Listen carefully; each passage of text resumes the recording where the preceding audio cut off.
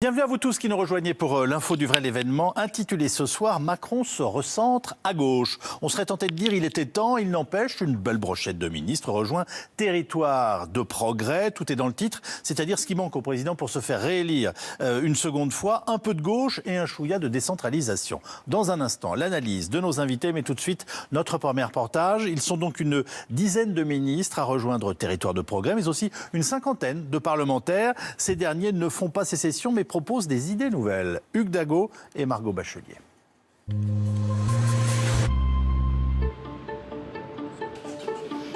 Anne-Christine Lang, ancienne du Parti socialiste, est à La République en marche depuis sa création. Aujourd'hui, l'élu rejoint le tout nouveau parti Territoire de progrès, mais jure toujours fidélité au président Macron. Moi, je suis une femme de gauche, macroniste. Et donc, on a éprouvé le besoin de faire peser davantage cette sensibilité au sein du groupe et puis dans le paysage politique, parce qu'il nous semblait effectivement que cette sensibilité d'origine, c'est-à-dire en gros le centre-gauche avec Macron, était insuffisamment présent dans le débat public. La députée aura désormais deux cartes d'adhérents, celle de La République en marche et celle de Territoire de progrès. Le « en même temps » est à nouveau à l'œuvre. Dans ce parti composé de parlementaires et d'une dizaine de ministres du gouvernement.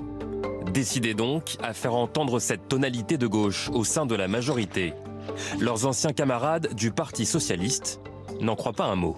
Je pense qu'ils ont la gauche à géométrie variable. Ils ont voté la suppression de l'ISF, rendant beaucoup d'argent à ceux qui n'en avaient pas besoin. Ils ont aggravé les fractures territoriales, sociales, accru les inégalités. Ils peuvent bien dire ce qu'ils veulent. Ils sont en soutien d'un exécutif qui conduit une politique de droite. Voilà, c'est tout. Bon, donc quand on est en soutien d'un gouvernement qui fait une politique de droite, on est de quoi? De droite, voilà. Des critiques anticipées en septembre dernier par un poids lourd du parti Territoire de progrès, le ministre des Affaires étrangères, Jean-Yves Le Drian. Nous sommes de gauche, nous sommes de la gauche de l'action, nous ne sommes pas de la gauche de la leçon. Nous ne disons pas entre nous, nous venons de la gauche, nous sommes de gauche. Et nous sommes de gauche dans le mouvement de transformation sociale et d'émancipation qu'a initié le président de la République. Nous sommes de gauche dans le en même temps. Alors, Territoire de progrès fait des propositions. Après l'évacuation musclée cette semaine de migrants, place de la République à Paris, l'une d'entre elles résonne tout particulièrement. Remplacer l'inspection générale de la police par une autorité de contrôle des forces de l'ordre indépendante. On se demande si, suite à un certain nombre d'événements, il ne serait pas opportun de proposer la création d'une autorité indépendante qui ne peut pas à aucun moment être accusée d'être un peu juge et partie, ne serait pas de nature à renforcer le lien de confiance entre une partie des Français qui sont dans une attitude de défiance systématique vis-à-vis des forces de l'ordre et on met cette idée dans le débat. Le parti Territoire de progrès n'a pas voulu créer de groupe parlementaire.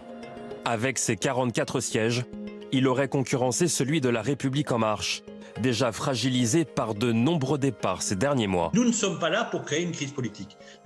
Ce pays est dans une telle instabilité politique aujourd'hui. Regardez les taux de participation participation électorale, que ce soit au régional ou au municipal, ce qui est encore plus rare. Ce pays est en grave crise politique. Donc on ne va pas en créer une supplémentaire sous prétexte que l'on s'est créé entre le début de la mandature et la fin de la mandature. Mais ce que nous espérons, c'est qu'en 2022, nous aurons des candidats sous notre étiquette aux élections législatives. Et pour la présidentielle, ce nouveau parti a déjà trouvé son candidat, le président Macron.